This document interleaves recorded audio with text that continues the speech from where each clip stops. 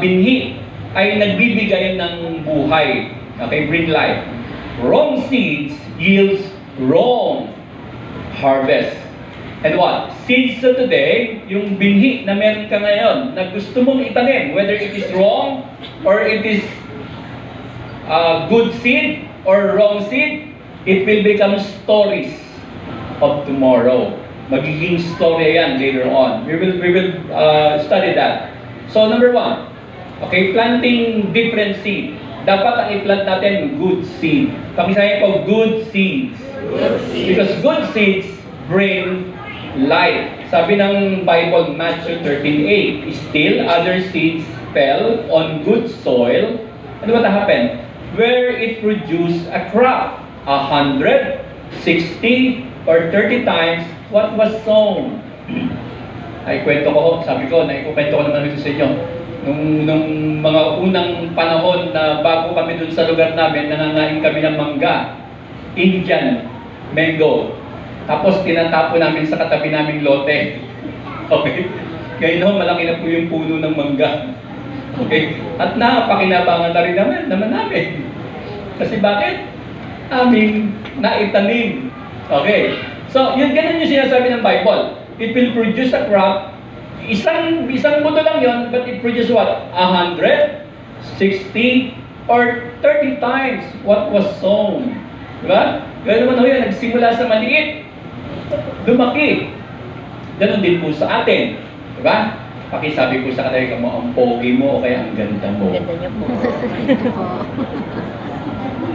Bagay sa'yo yung damit mo. Pakisabi mo, bagay sa'yo yung damit mo. Bagay sa Ang ganda mo ngumiti. Oh, pansinin niya, di ba? Ngumingiti ho yung katabi. Napasimangot.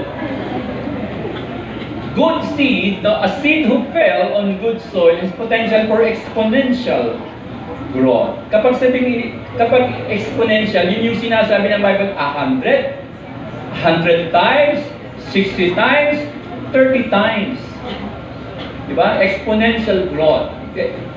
Kapag lagi niyong sinasabihan ng maganda, mabait, okay?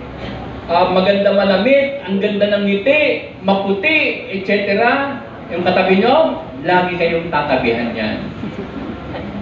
Next week, baka meron pa kayong regalo. Kasi bakit? It will multiply.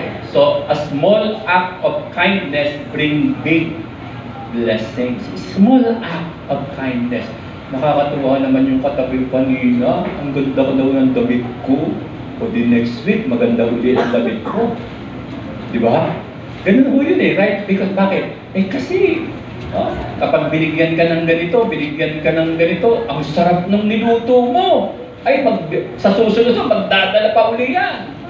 Bakit? Masarap daw eh. Di ba? So, a small act of kindness brings big blessings. Kasi bakit? Nagtanim ka ng tama. Amen.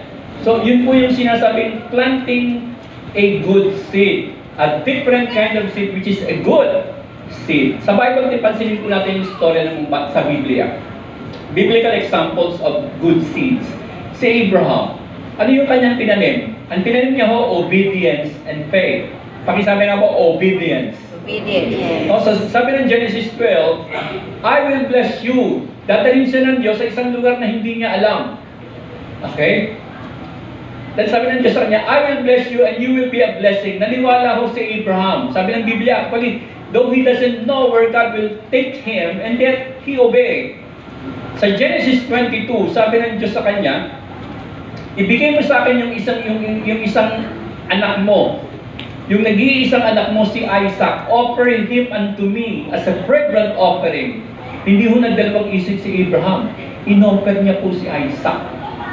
Okay? Samantalang almost 100 years old na siya nung pong ipinanganak si Isaac. And yet he still offered. Yun yung tinatawag na obedience and faith.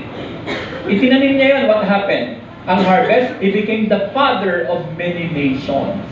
Kapag sinabi mong Abraham, yan yung pong father of many nations. Meron ganyan, alam ko may ganyang kanta, Father Abraham has many sons. Many sons says Father Abraham. I am one of them, and so are you. Yung mga kantahong pambata.